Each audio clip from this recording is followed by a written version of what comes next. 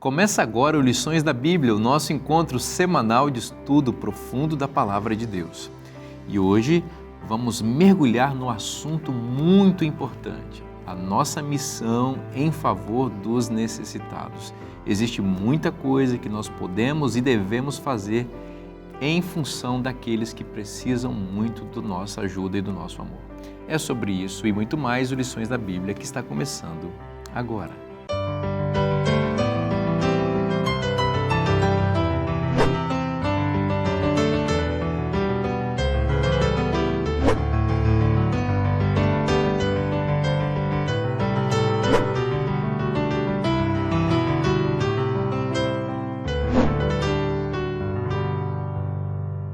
Eu já estou aqui na boa companhia dos meus amigos, pastores, colegas de ministério que estão aqui conosco nesta temporada para compartilhar conhecimentos, experiências e vivências com a Palavra de Deus. Também é muito bom ter a sua companhia, cada semana, ser recebido na sua casa. Que privilégio para mim, para meus amigos aqui, poder estar com você agora. Obrigado aí pela atenção, pela dedicação ao estudo da Bíblia, por nos receber com tanto carinho. Tá certo? Que Deus abençoe muito você e a sua família.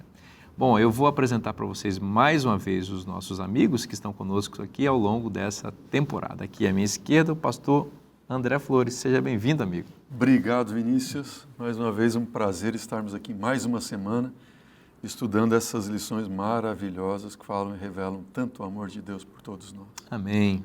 Pastor Mateus Tavares, seja bem-vindo mais uma vez, meu irmão. Obrigado mais uma vez, Vinícius. Relembrar aqui, mandar um beijo para meus meninos, para o João e para a Mariana novamente. Excelente. Obrigado. Muito bom. Pastor Tavela, que bom, meu irmão. Seja bem-vindo mais uma vez. Muito obrigado. Estou feliz de estar aqui de volta, entusiasmado com o tema dessa temporada. Tenho crescido, tenho aprendido bastante aqui com você, com os colegas, isso é uma bênção. Amém. Amigo, ora para a gente, por favor. Vamos orar. Pai do céu, nosso Deus, que privilégio temos a Tua Palavra nas nossas mãos para conhecermos mais sobre a Tua pessoa, o Teu caráter e também conhecermos mais sobre o Teu propósito para a nossa vida. E ao abrirmos agora a Tua Palavra, fala o nosso coração. Te pedimos em nome de Jesus. Amém. Amém. Amém. Do ponto de vista espiritual e mesmo até material, todos nós temos necessidades. Aliás, todas as pessoas têm necessidades. Se você restringe o aspecto material, nós também poderíamos dizer que mesmo a pessoa mais rica, ou que tenha mais saúde, ou mais cultura, em algum momento da vida, em algum aspecto da vida, ela vai precisar de apoio. Ninguém é uma ilha, né?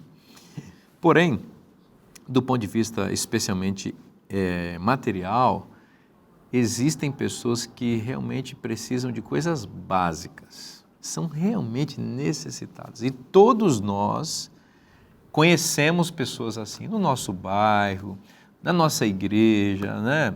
Enfim, no nosso trabalho, por onde nós passamos, nós encontramos essas pessoas. E a missão de Cristo, eu não diria que também é para essas pessoas, especialmente para essas pessoas. O Evangelho do Reino Eterno, eu misturei até Evangelho do Reino e Eterno, que está tudo certo, né? A proclamação da mensagem de Cristo, ela foi endereçada aos pobres. Jesus mesmo disse isso em Lucas capítulo 4, citando Isaías 61, né? O Evangelho para os pobres, os oprimidos, a libertação dos presos, gente que tem necessidade especial. André, tem gente que não consegue o mínimo, né? O básico, né? A história do Evangelho aqui sobre o paralítico e seus amigos retrata um pouco isso, né? Então, Vinícius, eu acho que a missão a gente tratou muito, né? Tem tratado nesse trimestre no que diz respeito a levar o Evangelho, a mensagem de Cristo, a salvação, e essa ênfase que a gente tem visto até aqui, né? E nessa semana a missão é em favor dos necessitados. E isso mexe muito com a gente, né?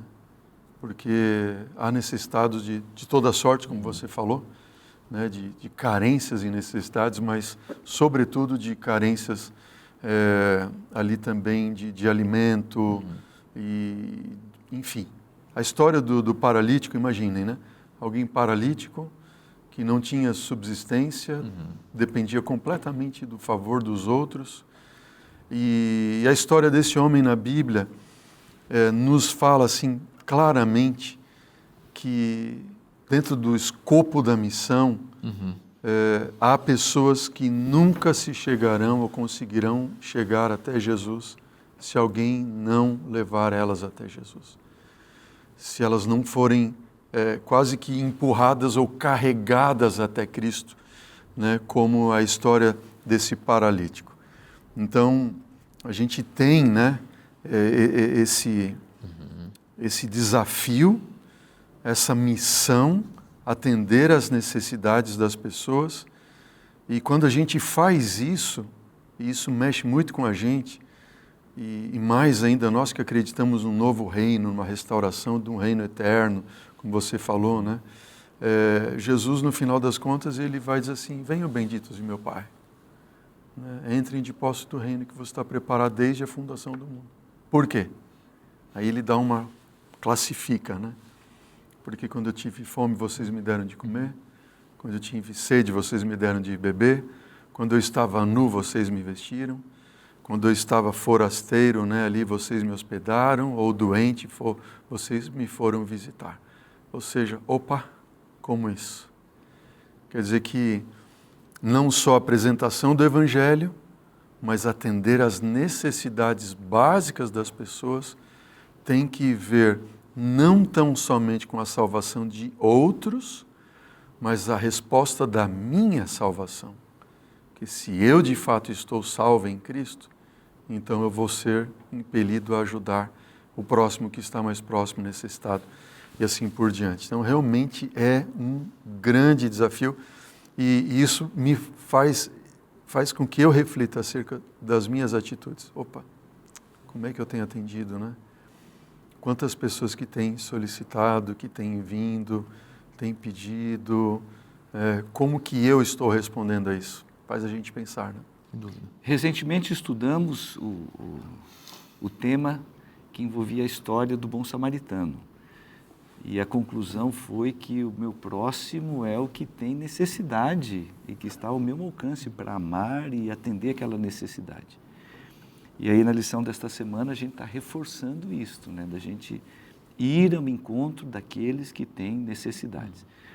E no texto que o André mencionou aqui, de Mateus capítulo 25, Jesus considera que isso é tão importante, é tão central, e a gente volta naquele ponto que você mencionou. Amar a Deus e amar ao próximo que pertence a Ele, quando a gente faz isso a um semelhante, Jesus diz, está fazendo para mim, está fazendo a mim. Exatamente. E na lição aqui que a gente está estudando, na parte de domingo, tem um texto da senhora White, onde é enfatizado que a gente não precisa ficar só esperando que as necessidades se apresentem para que nós possamos reagir, esperar um necessitado bater a porta. É para a gente tomar a iniciativa. Então, com a sua permissão, Vinícius, eu quero ler rapidamente aqui. Ó. Não esperem, a senhora White está falando para nós que aceitamos o chamado.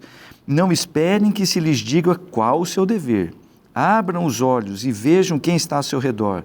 Familiarizem-se com os desajudados, afligidos e necessitados. Não se escondam deles e não fechem a porta às suas necessidades. Quem dará as provas mencionadas em Tiago de possuir religião pura e incontaminada de egoísmo e corrupção? Quem está ansioso de fazer tudo que estiver em seu poder para ajudar ao grande plano da salvação? E aqui ela está fazendo menção daquele texto de Tiago, que é muito conhecido lá em Tiago, capítulo 1, verso 27, que ela diz, se alguém passando necessidade vem falar conosco, que a gente simplesmente diga assim, vai em paz. Ela falou assim, não, isso aqui é uma fé que não é a fé da Bíblia.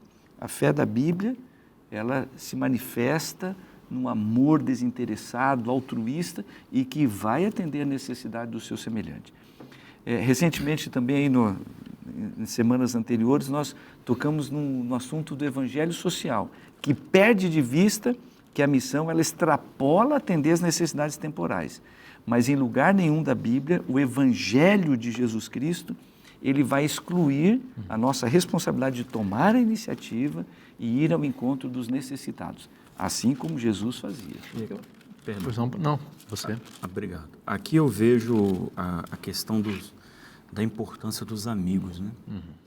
nessa lição aqui de domingo, né? Do amigo e do meu amigo que é necessitado. Às vezes a gente tem o nosso grupo de amigos e a gente se junta para tanta coisa, né? Se junta para se divertir, se junta para sair, para bater papo, para rir junto, para conversar. Quantos aqui estão nos assistindo que tem os seus amigos, amigos da escola, amigos do trabalho, amigos da faculdade, vizinhos como amigos, parentes como amigos. E a gente esquece a missão que Deus nos deu de levarmos os nossos amigos até Jesus Cristo. Porque quem melhor para apresentar Jesus para mim do que um amigo? Alguém que gosta de mim, que está interessado em mim, né? Que pensa no meu bem-estar. Essa pessoa vai querer o melhor para mim. Então, quando nós olhamos esses amigos, eles movem aquele paralítico até Jesus porque eles queriam o melhor para ele. E isso é a verdadeira amizade. Né? A verdadeira amizade é quando a gente se envolve na salvação dos nossos amigos.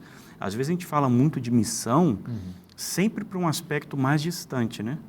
Que a gente costuma, aquilo que está mais longe no tempo e no espaço, a gente costuma botar uns critérios mais de glamour, assim, né? Coisa e tal, mais legal, né? Mas e os nossos amigos, né? Quem está perto da gente? E a lição diz, né? Primeiro, nós nos tornamos amigos deles, então aprendemos sobre as suas necessidades e, finalmente, conduzimos a Jesus, o único que pode ajudá-los. Interessante que aqui o texto de Lucas, capítulo 5, no verso 17, diz que isso aconteceu num dia em que Jesus estava ensinando. Então, aqui a gente já observa que o ministério de Cristo ele é amplo. E, como você estava dizendo, Tavela, é um ministério que está basicamente pensando em transmitir as verdades do reino eterno, do reino de Deus. Está ensinando. Ensinando o quê? Ensinando os princípios do seu reino, numa casa que estava cheia de gente. Só que o ensino de Cristo nunca está desconectado das outras virtudes de Cristo. É por isso que é dito aqui nesse mesmo verso, no final dele, 17, que o poder do Senhor estava com ele para curar. Então, ele estava ensinando, mas a cura, a capacidade curativa dele não estava dissociada dele. E as pessoas estavam ali. E aí eu fico imaginando essa cena porque ela é pictórica, né? Assim, ela é extraordinária, né? De você imaginar, né? Uma casa lotada de gente e, de repente, os amigos querem introduzir um paralítico ali. É impossível. Alguém muito necessitado. É, exatamente. Eu imagino uma pessoa numa maca, deitada, e não dá. 4 tentando entrar com aquela maca e gente querendo ouvir, se acotovelando ali para poder chegar mais perto. E alguém deles tem a brilhante ideia de subir ao telhado da casa.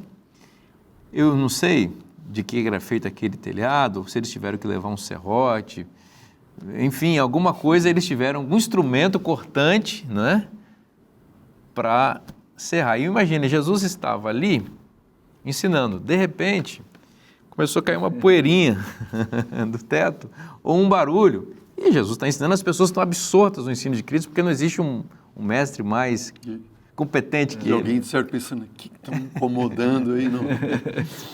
E de repente, sem que as pessoas percebam, um corpo começa a descer no meio do ambiente. Aquilo é um negócio que, imagina, as pessoas começam a olhar para cima, quem sabe ter medo, vai cair e tal, e aquela movimentação, e de repente, ali na frente de Jesus. Porque 4 amigos tiveram a engenhosidade de furar um buraco no teto para poder salvar um amigo. Pensem, aonde vai a amizade, né? A que ponto chega a amizade verdadeira? Eles fizeram tudo, isso que é método para a evangelização. Fizeram tudo o que podiam para salvar um amigo. E a questão da amizade, aqui a gente está falando de missão em favor dos necessitados. Você pensa necessitados em meio à multidão, você vai ver várias pessoas necessitadas ali, várias pessoas com situações diversas, né? Você tem uma multidão, obviamente terão pessoas ali com as suas necessidades, cada um no seu aspecto.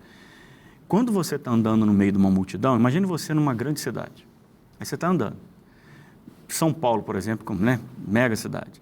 Então, aquele monte de gente andando ali para lá e para cá, você está andando, esbarrando, são vários rostos e você não identifica esses rostos. Eles não fazem parte do seu sistema de identificação. Você não os conhece. Então, passando pessoas. Quantas pessoas passaram por você naquele dia? N pessoas? Quantas necessidades elas tinham? Você não sabe. Mas se passar um amigo seu, Sim. Você reconhece na hora. fulano, não é? Você reconhece. Está no meio da multidão e você olha, não acredito. Estou achando você aqui, né? Faz assim, igual no aeroporto, a gente viaja muito. E no aeroporto, às vezes, encontra um de um canto, outro do outro, principalmente nesses de hub, né? Guarulhos, coisa e tal, papá. Fulano, você está aqui, ó, fulano. Como é legal, né? Porque você encontra o seu amigo, você vê, mas por que eu reconheço? Porque é meu amigo, que eu conheço. Então, quando eu me aproximo, para mim a lição está resgatando isso muito interessante, para eu poder ajudar o necessitado, eu preciso mudar o meu olhar sobre ele.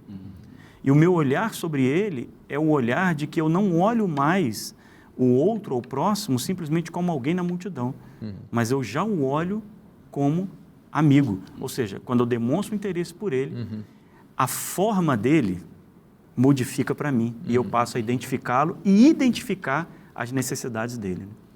Você vê a importância da fé, né? Aqueles 4 amigos, eles realmente conheciam Jesus e o poder de Cristo. Porque senão eles não teriam coragem de fazer o que fizeram. Não vale a pena você tentar entrar com um paralítico no meio da multidão. Insistir diante dos obstáculos. Depois você ir num telhado, fazer toda essa arruaça, se você não tem certeza que quem está lá embaixo tem poder de fazer. Então eles tinham certeza. Então assim, a gente só leva pessoas aos pés de Cristo se a gente conhece Cristo e o poder dele de verdade. Então se a gente não está levando, se a gente não está tão interessado em levar, é porque a gente realmente ainda não experimentou esse poder, não conhece plenamente. Porque quem conhece sabe que vale a pena levar outras pessoas. E as barreiras, né? Exatamente. Não importa as barreiras. Para quem conhece Jesus, quem sabe do que Jesus é capaz de fazer, pode ser quais forem as barreiras, você vai para cima, né? Exatamente. Eu vou levar até Jesus. Você mencionou o verso 15 e eu gostaria de mencionar o verso 20. Jesus estava ensinando, tinha o poder para curar, mas quando o paralítico chegou diante dele, Jesus disse, os teus pecados estão perdoados.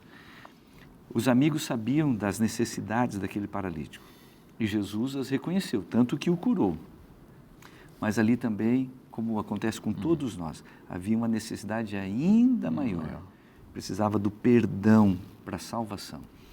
E aqui, mais uma vez, eu queria destacar, a gente reconhece os necessitados, a gente precisa estender a mão para ajudá-los, mas não podemos perder a intencionalidade de que a missão, acima de tudo, é para o perdão dos pecados e a salvação das pessoas. Excelente seu comentário, porque esse problema espiritual fundamentava, inclusive, aquele problema físico do paralítico. Existe uma associação direta entre eles. Exatamente. A gente vai fazer um intervalo bem rapidinho para você respirar um pouquinho, tomar uma aguinha, quem sabe. Como eu sempre digo, curtir aí esse intervalo maravilhoso da TV Novo Tempo, mas fique atento porque a gente volta já já.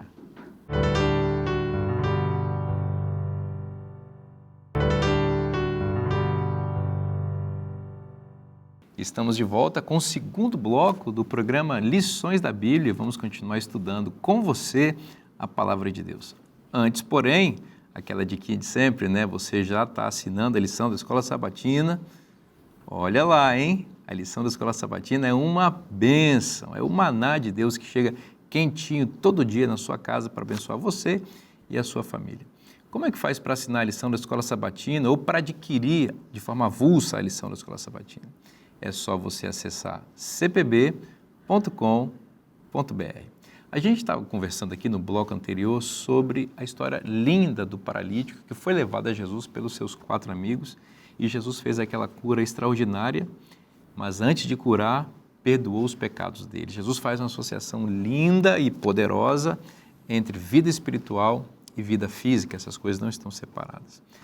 Mas a Bíblia, Pastor Mateus, tem outras histórias sobre curas de Cristo e essas histórias todas nos ajudam a entender a forma, o método de Cristo para agir em favor da salvação das pessoas. Fala um pouquinho para a gente desse conceito tão importante que são os métodos ou o método de Cristo. A gente pode dizer que em missiologia, né, que é o estudo sobre a missão, o método de Cristo ocupa uma centralidade sobre a qual, ao redor do qual várias outras estruturas são montadas. Porque a gente está falando muito aqui de missão, conceito da missão, objetivo da missão, todas essas coisas. E a gente pode perguntar qual é o caminho da missão, porque método significa isso, né? Método, rodos, ou seja, através do caminho, como é que eu sigo esse caminho aqui, né? Dessa ponta a outra, eu tenho um objetivo, qual é esse caminho para chegar nessa ponta aqui? Então, esse método de Cristo, e para isso tem um texto da escritora Ellen White que serve para a gente como uma base, serve para a gente como um modelo para a gente poder refletir sobre os métodos de Cristo. Eu gostaria de ler, se você me permitir, que diz assim: unicamente os métodos de Cristo trarão verdadeiro êxito no aproximar-se do povo. O Salvador se misturava com as pessoas como alguém que lhes desejava o bem, manifestava simpatia por elas, ministrava-lhe as necessidades e conquistava a confiança delas. Então ordenava: siga-me. Eu vou ler de novo a citação, se mencionando, para a gente poder pensar no conceito de método, né? Tá. O siga-me está aqui, está no final, está no objetivo. Agora, qual era esse processo? Então, o Salvador primeiro se misturava. Não tem missão se eu não estou no meio das pessoas. Vou fazer missão como se eu não estou no meio das pessoas, né? Então, se misturava. Mas se misturava com uma intencionalidade, com um modo de ser, como alguém que lhes desejava o bem. As pessoas viam em Cristo. Aí você falou no bloco, perfeito. Você falou no bloco anterior que os amigos viam que Jesus podia curar o paralítico. Acho que foi assim que você colocou. Por que tantas pessoas viam em Jesus isso? Não só pelos milagres que ele fazia, mas eles viam nas ações de Jesus alguém que desejava o bem, né? Será que as pessoas veem isso na gente? Excelente pergunta. Será que estão vendo isso em mim? Né? Olham para mim e falam assim: não, essa pessoa, ela vai me ajudar, ela vai me fazer o bem. Depois diz que manifestava simpatia por elas. O que é manifestar simpatia? Ouvia as necessidades e se compadecia junto com a necessidade. Porque uma coisa é você ouvir o relato e você ouve tipo assim, uma questão técnica, sabe? Distanciado. Excelente palavra, sabe? Outra coisa é quando você ouve e, vou usar uma palavra aqui, entre as, acolhe, ou seja, você ouve e você demonstra simpatia, você sente a dor do outro, né? Isso é profundo o que Jesus fazia. E então, diz, ele ministrava as necessidades, todo o caminho. Quando ele fazia tudo isso, ele conquistava a confiança, porque as pessoas falavam: ele gosta de mim, ele me ama, ele quer meu bem, ele me ajudou. Aí Jesus, ao final do caminho, aí Jesus vinha e falava: segue-me. O Evangelho não é para a gente chegar e dizer segue-me, no sentido de nós não somos o fim do Evangelho, né? Apesar do discipulado, como Paulo diz, né? Ser de meus imitadores como eu sou de Cristo, mas as pessoas nos imitam porque a gente imita Cristo. O objetivo final é Cristo. Mas a gente pode seguir os métodos de Cristo e dizer para as pessoas: agora, sigam. Sabe que aqui, Mateus, acho que a palavra-chave, na minha concepção, do método de Cristo aqui é confiança. E olha, se tem uma coisa no mundo hoje difícil, que né? É difícil você conquistar a confiança das pessoas. Sim. Porque as pessoas estão com medo.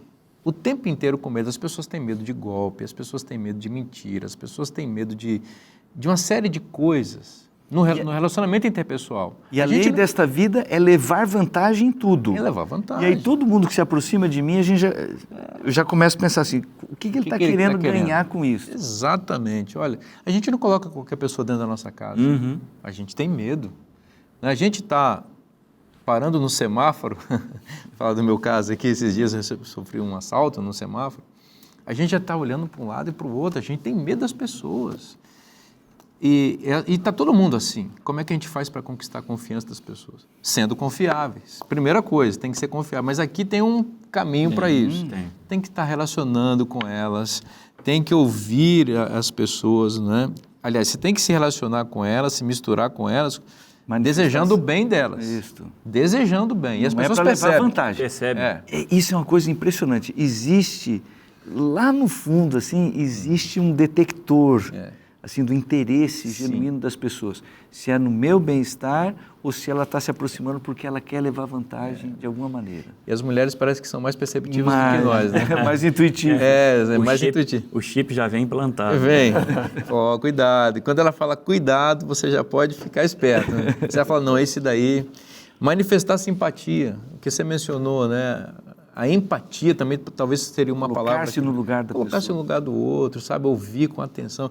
Não é? Como você está dizendo, às vezes a pessoa está olhando, está ouvindo a outra falar, a outra está gemendo de dor, sabe? Existencial ou qualquer tipo de dor. E você está ali impassível, como se fosse aquilo não tem nada a ver com você, né? Você sabe que, só abrindo um parênteses, desculpa. Não, nós cortando, estamos conversando. Existem alguns cursos de conversas decisivas e eles ensinam nesses cursos, chama-se oitiva, né? Ouvir com Empatia. atenção ou empatia. E eles ensinam a técnica para você fazer isso. Eu já estive em cursos desses. Depois que eu estava... Eu falei, mas isso é meio óbvio, né? Eu pensando comigo, mas não é. Para você ver, a gente está tão distante... A gente é egoísta. Que você tem que fazer um curso para você poder olhar para a pessoa e fazer... Manifestar interesse. Aí a conclusão do curso é o seguinte, seja amoroso. Interesse-se. Aprende lá com Cristo que está resolvido exatamente. o problema. Mas é impressionante isso. E as pessoas sentem, né? Quando Sentem. olham nos nossos olhos assim, puxa, ele realmente está preocupado comigo. Quer realmente o meu bem, né? Você vê de cidade pequena, essa coisa da confiança, estava falando que é o meu bem. Quando você vive... Eu sou uma cidade pequena. Então, na minha cidade é assim, eu não sou Mateus, né? Eu sou Mateus, filho do Roberval, que é meu pai. Falar nisso, um abraço, viu? Mas assim, eu sou Mateus, filho do Roberval, né? Fulano é Cicrano, filho... Então, é assim que se conhece. Quando você vai falar com uma pessoa, por exemplo, eu lembro que na minha cidade tinha que comprar uma camisa. Eu não tinha dinheiro, não levava dinheiro, não levava cheque nem cartão. Eu ia no fulano de tal, que tinha a loja das roupas. Chegava, meu pai mandou vir aqui comprar uma camisa. Tá, escolhe aí. Eu escolhia, ele ia lá e anotava e... Pronto, está resolvido. Quem é você, né? Entende? Mas por que tinha confiança? Porque conhece. Conhecia. Conhece. Você só confia em quem você O conhece. pessoal sabia que o seu Roberval pagaria no final. Exato, graças a Deus. O Matheus, você mencionou na outra semana sobre colportagem, né? Aqueles que nos assistem, colportagem é o estudante, né? Todos nós aqui colportamos, né? Que vai nas férias apresentar literatura, né? Até da Casa Publicadora Brasileira. Boas literaturas. Boas literaturas, né? E talvez os que nos estão assistindo já receberam algum colportor em casa, né? E leva ali literatura sobre família, sobre saúde e também sobre Jesus, né? E eu lembro que quando eu colportei assim, era tão gostoso, né? Porque eu acreditava, eu acredito tanto nessa literatura, que realmente muda e pode transformar a vida das pessoas. E assim, quando eu apresentava, tipo, as pessoas olhavam assim, nossa, realmente isso vai mudar a minha vida? Não, né? Tem que ver a confiança, que a gente está preocupado com elas, né? Claro. Embora elas vão trazer para a gente, para o colportor estudante, né? Que eles vão ser ali padrinhos ou madrinhas, né? Da nossa formatura, nos ajudando ali. Mas se eles olham nos nossos olhos e veem que nós estamos de fato interessados neles, né? Na saúde deles, na família, e pensar assim, puxa, você tem uma família tão linda, mas Deus não te criou só para esse mundo aqui, né? Jesus morreu, tem um plano eterno para você. E assim, era algo maravilhoso ver assim, as pessoas queriam, porque a gente estava sendo sincero, né? Olha, isso vai mudar a sua vida. E quando elas enxergam as pessoas nos nossos olhos... E eu agradeço a Deus que na colportagem, assim, Deus me deu muita alegria, né, de resultados, porque é uma escola para a vida e a gente conseguia fazer alguma coisa, né? que mudava a vida das pessoas. Esse método de Cristo, só me permitam aqui reforçar, a gente pode enxergá-lo, essa frase, ou melhor, esse texto que a gente leu, não simplesmente como algo de inspiração. Ah, que bonito o texto, vamos inspirar. Não, a gente pode transformá-lo em sistema. Sim. Então, quando eu vou pensar em missão, você está aí na sua casa, você está aí na sua escola, de repente com um grupo de amigos, numa agência de missão na escola, com um grupo de jovens na igreja, desbravadores, né? Ou classe bíblica, ou vai sair para oferecer estudos bíblicos, como a história do pastor que você contou para a gente. E aí, como que nós vamos fazer? Usa o método de Cristo. Desenhe Está isso ali aqui. o passo a passo. Exatamente, pronto. Passo a passo. Desenhe Não tem o passo como a dar passo errado, como né? sistema. E estabelece isso daqui como o seu modelo, você vai ver que portas se abrirão. Olha, eu Amém. conheço uma pessoa, conheço várias pessoas que são amorosas e que seguem o método de Cristo, mas um em especial se chama Fernando Modo. O nome dele, ele é meu sogro. Me deu a filha dele, eu quero agradecer ele por isso também. Seguiu o método de Cristo. Acabou de dizer que ele é uma pessoa... É uma pessoa maravilhosa. Ele é amoroso. E ele tem uma coisa, ele já é aposentado e ele tem muita habilidade com as coisas, com jardins e tal. E lá no bairro que eu moro, ele chega, quando vai me visitar, às vezes fica um tempo, semanas, meses comigo. Ele mora em outro estado, né? E aí ele vai lá, começa a conversar com os vizinhos, faz amizade com todo mundo. Daqui a pouco ele está fazendo o jardim dos vizinhos. Olha só. E fica o jardim maravilhoso, ele deixa lindo o jardim. E as pessoas, elas ficam impressionadas. Quando ele vai embora, as pessoas vão na minha casa, cadê o seu Fernando? Mas que saudade dele, aquele homem é maravilhoso. Ele vai lá no médico da cidade, do SUS, ele leva pão para os atendentes. Daqui a pouco, um dia eu estava em casa, o telefone tocou, era atendente de um posto de saúde. Eu estou ligando porque eu estou com muita saudade do seu Fernando. Ele não está por aí. Não brinca. As pessoas que têm o coração plenamente aberto para ele. Eu já vi muitas histórias. Isso é natural de natural, é natural, ele faz isso. E eu já perdi as contas de casas que ele reformou e construiu para pessoas. E eu já perdi a conta de pessoas que ele e a minha sogra levaram aos pés de Jesus. Que legal. Então, eu estou falando isso não para exaltá-lo, né? Funciona, né? Porque o método é eficaz. Né? Exatamente. É um dom do amor manifestado em prol dos necessitados, cujos resultados aparecem de verdade. As pessoas são salvas por reino de Deus. Que legal. A gente usa a expressão métodos de Cristo. Mas eu me lembrei do André usando 1 Coríntios capítulo 15, quando descreve o amor, para dizer, descrevendo Deus. Agora vou fazer o contrário. Os métodos de Cristo são os métodos do amor, amor colocado em prática, o amor da Bíblia. Só quem ama genuinamente é que consegue dar esses passos aqui. E quem ama genuinamente só ama porque Deus está. Amém, exatamente. Né? Está nele, enfim, mudou, transformou. Né? E a gente vai percorrendo o Evangelho, as histórias do Evangelho, e a gente vai encontrando da mesma maneira. Aqui na parte de segunda-feira, faz alusão à cura que Jesus realizou de um paralítico que estava lá no tanque de Betesda, muitos anos. Imagina, 38 anos, o 38 pior anos. caso ali, o maior tempo, né? Que coisa impressionante, 38 anos que ele estava lá. Pois Jesus foi ao encontro desse camarada. Ele era movido pelo amor. Foi ao encontro daquele indivíduo. Depois a outra história aqui de Jesus curando e libertando. A gente usa a expressão, né, que quando Jesus libertava alguém de uma possessão, era uma cura. E até os evangelhos apresentam o mesmo verbo de quando Jesus repreendia a doença e quando Jesus repreendia os demônios, para dizer que eram coisas similares, como você mencionou. A cura espiritual e a cura física, elas são enxergadas por Deus numa dimensão muito próxima, elas não estão separadas. E aí Jesus libertando, curando. Ele vai ao encontro das pessoas e quando as pessoas vêm ao encontro dele, ele atende as pessoas. Movido por amor genuíno. Eu sei que a gente já passou nesse ponto várias vezes, mas vale a pena repetir. Quando você diz que esse texto aqui é para a gente sistematizar a forma de praticar a missão. E a gente tem um modelo, é Jesus Cristo. Perfeito. Ele é um missionário. Eu quero ser um missionário. Eu tenho que ser um imitador de Jesus Cristo. Aqui tem, no método tem a parte do ministrava-lhes as necessidades. Por que ele ministrava a necessidade? Porque ele conhecia as necessidades ao se misturar com as pessoas. Ele ouvia as pessoas, era empático com elas e ele sabia o que ela estava precisando. Entregava o que ela precisava. Ele sabia a real necessidade. Real, exatamente. Porque pode ser que a necessidade aparente seja uma, sim, e pode ser que a necessidade real seja outra. O caso do paralítico que foi colocado diante dele. Né? Exatamente. Embora para os amigos talvez a primária necessidade dele fosse levantar e andar, enfim, Jesus conhecia a mais profunda e mais íntima necessidade dele, né? Que era o perdão dos pecados. Eu me lembro de uma situação que aconteceu lá na minha cidade pequena, uma irmã nossa, ela era cega, já tinha uma certa idade, e ela, de repente, desapareceu da igreja, não frequentava mais. E começaram a procurá-la na cidade e levaram 3 meses para achá-la. Que ninguém, o endereço dela mudou, não era mais o endereço, a pessoa que estava ali não achava, enfim, acharam.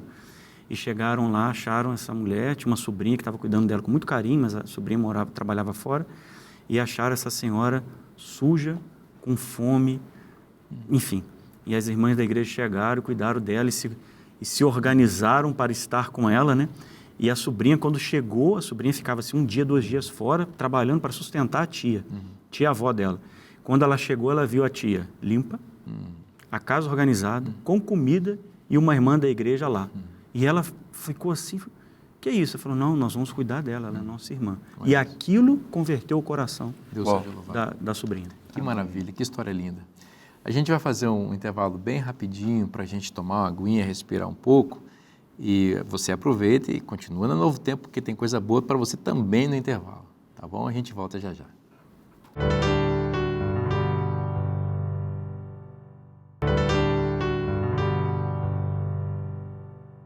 Já voltamos e vamos continuar estudando juntos aqui a Palavra de Deus. Falar em estudar a Palavra de Deus, uma sugestão, uma orientação, uma dica de amigo para você. Você que acompanha o programa Lições da Bíblia e ama a TV Novo Tempo, nós temos uma oferta para você. É um presente, né? Porque milhares de pessoas estão pedindo essa revista e a gente está enviando gratuitamente para as pessoas como oferecimento dos Anjos da Esperança. Essa revista A Cura do Pecado, ela é muito boa porque ela fala desse problema terrível do pecado que nos separa de Deus, nos apresenta a origem dele e, sobretudo, a solução para esse problema e essa solução vai nos permitir estar para sempre com Cristo. Se você deseja receber sem custo nenhum esse material, é só você mandar um WhatsApp para o número que está aparecendo na sua tela e nós vamos enviar para a sua casa essa revista que certamente vai abençoar você e a sua família. A gente vai continuar agora a nossa conversa que vem do bloco anterior. Amigos, quando a gente lê os profetas, especialmente os profeta Isaías e também alguns profetas menores, a gente percebe um quarteto da necessidade, né? O órfão, a viúva, o pobre e o estrangeiro. Esses 4 eles são protagonistas sempre assim da ênfase que os profetas vão dando ao cuidado que o povo de Deus tem que ter. E aqui eu quero chamar a nossa atenção para os refugiados, os imigrantes, né? A condição peregrina, imigrante, é a condição do povo de Deus histórico, né? O povo habitava em tendas, peregrinando por Canaã, a família de Abraão e seus descendentes. Depois, esses peregrinos foram escravizados depois de uma peregrinação para o Egito. Depois passaram 40 anos peregrinando no deserto, até que depois se instalaram em Canaã e ali tiveram o seu reino. Logo, depois nós tivemos as dispersões, né? O povo foi peregrino, escravo para a Babilônia, depois a segunda e grande dispersão do povo judeu, que a gente conhece, e agora eles estão de volta, já desde o século passado, na sua terra natal. Mas é a condição da peregrinação. A palavra de Deus tem recomendações muito claras para o povo de Deus em relação a isso, inclusive lembrando o povo de que, olha, vocês também foram estrangeiros. Vocês acham que essa é uma necessidade que só valia para aquele tempo, ou a gente também pode pensar nisso para nós hoje? Vinícius, olhando sobre esse aspecto, né, dos refugiados nos dias de hoje, nós temos no mundo muitos grupos que estão tendo que se refugiar em outros países, né, por situações mais adversas, seja a guerra, às vezes perseguição, ou a fome, ou questões de desastres de ordem natural, enfim. Mesmo, né, aqui no Brasil a gente tem, né, refugiados que vêm do Haiti, alguns da Venezuela, em decorrência da situação ali e outras situações. E olhando para essas situações dos sírios, né, que fogem da guerra e tudo mais, e nesse momento é uma oportunidade que Deus está dando a nós de poder compartilhar com essas pessoas que estão vivendo uma situação muito triste, mas muito sensível né, em todos os aspectos, porque você perdeu a sua terra, a gente não sabe o que é isso, né? Sim. Eu acho que nenhum de nós passou por isso ou viveu, né, em outro país a ponto... Só o fato de você sair da sua cultura, Sim. do seu país e tudo mais, você já se sente muito desconfortável, muito sensível. E vulnerável, né? Vulnerável, exatamente. E agora essas pessoas, Jesus está dizendo, né, você tem que atender, né, o pobre, a viúva, o órfão e o estrangeiro, né? E o estrangeiro que está ali. Então, são pessoas que estão muito abertas. E às vezes em situações que nós nunca chegaríamos com o Evangelho, Deus até permite, né, de modo misericordioso para salvar, né? As pessoas acabam tendo que sair do seu contexto e acabam então ali sendo alcançados e sendo salvos. Para nós, né, muito importante a gente lembrar também que o envolvimento com essas pessoas, o pobre, a viúva, o estrangeiro e o órfão, o amor de Deus, né, que a lição traz também para a gente, que Deus amou, entregou o seu Filho, né, Jesus amou a ponto de entregar a sua própria vida, e vem para nós também a gente agir com nossa influência, né, nossos conhecimentos, mas entregar a própria vida também em forma de recursos, né? Porque os recursos que nós temos para a manutenção da nossa vida, Deus pede que nós devolvamos para Ele uma parte, também para ajudar a manter essas pessoas que estão em situação de vulnerabilidade, algumas extremas, né? Sim. Algumas de forma extrema. Quem segue a Bíblia não pode se esquivar disso daqui. Hoje a gente tem visto, assim, para ser politicamente correto, até eu vou usar essa expressão, as empresas precisam ter responsabilidade social, as pessoas que são ricas, para que elas sejam bem vistas, elas precisam praticar filantropia, e muitas vezes elas não estão fazendo isso motivadas pelas razões corretas, mas para nós que acreditamos na palavra de Deus, isso aqui é uma responsabilidade intransferível, temos que fazer. E eu me coloco agora, né, no lugar daqueles que estão nos ouvindo, pensando, puxa vida, mas eu não conheço ninguém, e os necessitados, eles estão espalhados aí para todos os lados. Pensando nos refugiados e nos imigrantes, né, a gente coloca dessa maneira, também chegando ao Brasil. Muito. A minha mãe, para quem eu já mandei um abraço, ela frequenta uma pequena igreja lá no norte do Paraná, e lá temos refugiados que vieram do Haiti em decorrência daquele terrível terremoto que arrasou com a nação. E a igreja foi um instrumento nas mãos de Deus para acolhimento. Então, de vez em quando, eu, conversando com a minha mãe, ela me diz, hoje o fulano e o fulano, que são irmãos que vieram de lá, vieram almoçar aqui em casa. A nossa igreja se mobilizou porque nós tínhamos uma pessoa que veio sozinha e não conseguia trazer a família. E a gente conseguiu trazer a família. São histórias... E essas pessoas são eternamente gratas. É uma transformação na vida. É algo assim que não tem explicação, né? De modo, claro, muito pequeno, assim, mas só para ilustrar, eu estudei fora do Brasil por um tempo, né? Então, quando ia exercer a prática pastoral, coisa e tal, ficava na casa dos irmãos, né, em outro país. E eu era um estrangeiro, né? Mas o cuidado e o carinho com que eles me receberam, eu sou grato a eles eternamente, né? Me trataram assim com tanto amor, com tanto carinho, né? Teve uma casa que eu chegava, fiquei nessa casa por 1 ano, era um casal de idosos, e eles brincavam, você vai ser nosso netinho, eles brincavam assim, né? E era um amor. E eles deixavam um quarto separado para mim, sabe? Tinha todo um... Eu chegava naquela casa, assim, eu fora de casa, ano fora de casa, eu me sentia... Em casa. Eu me sentia em casa. Então, é o que eu penso, assim, quando a gente vai olhar para o estrangeiro, porque as diferenças, a lição toca nisso, as diferenças entre nós, por questões de cultura, são tão grandes, né? Alimentação, né? Sim. Comidas, costumes diferentes, línguas diferentes, conceitos, às vezes, diferentes.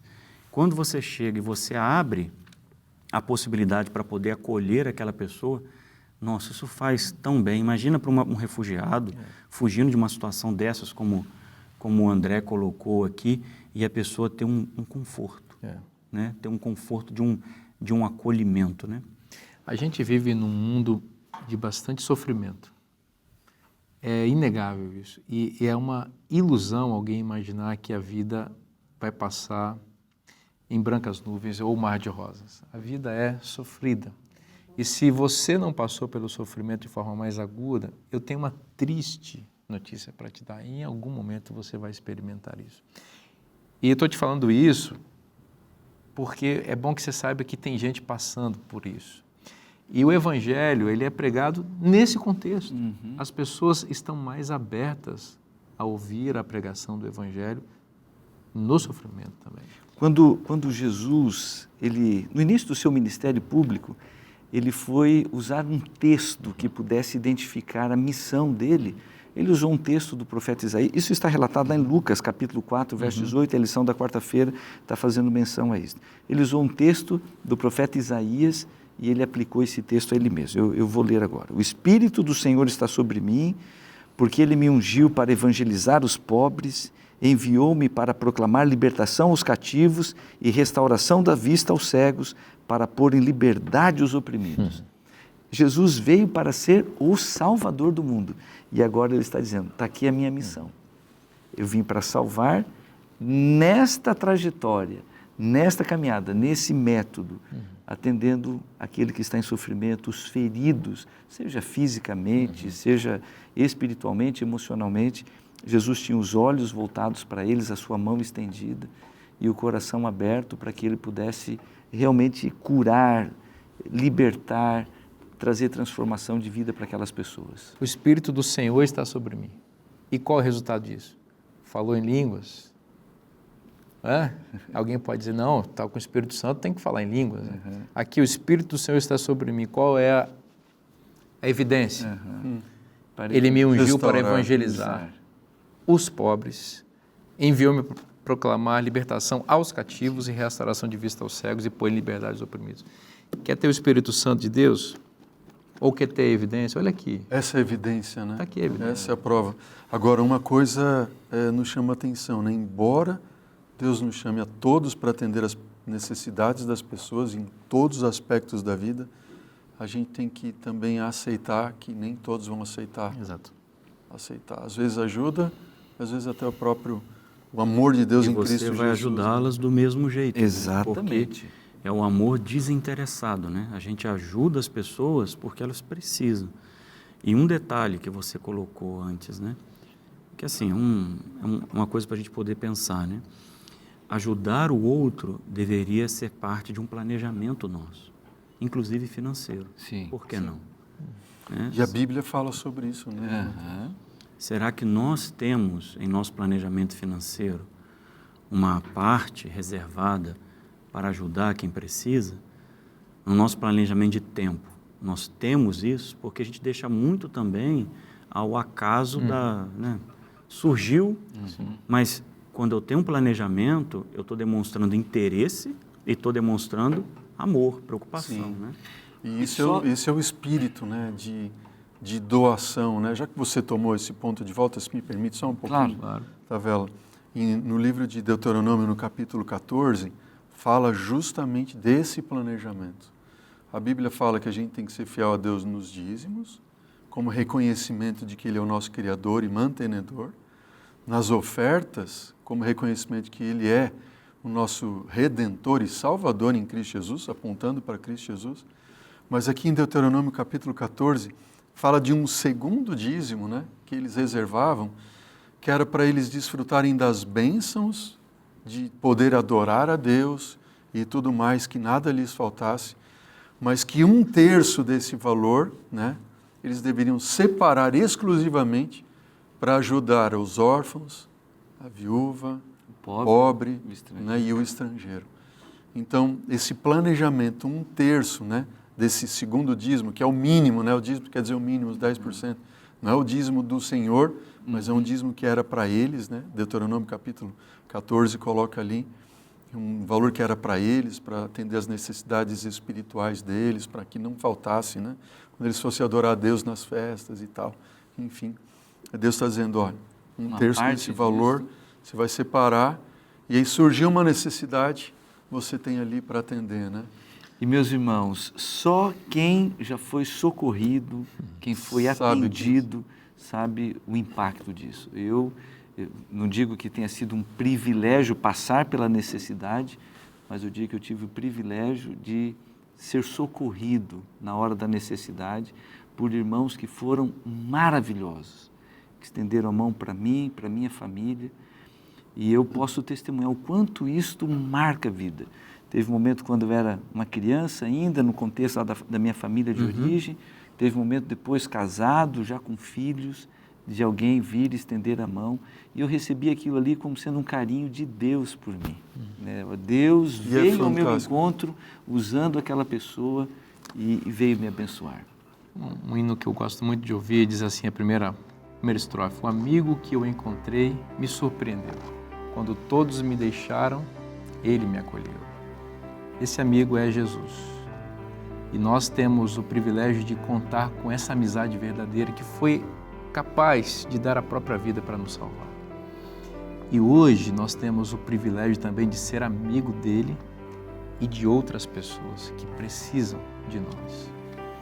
Está na hora da gente doar do que a gente tem, do que a gente é, para ser verdadeiros amigos de outras pessoas. Seja amigo de Cristo e amigo das pessoas. Esse convite está na Bíblia, existe na Bíblia, é bom para você. Eu te espero na próxima semana. Deus te abençoe muito, um forte abraço e até lá.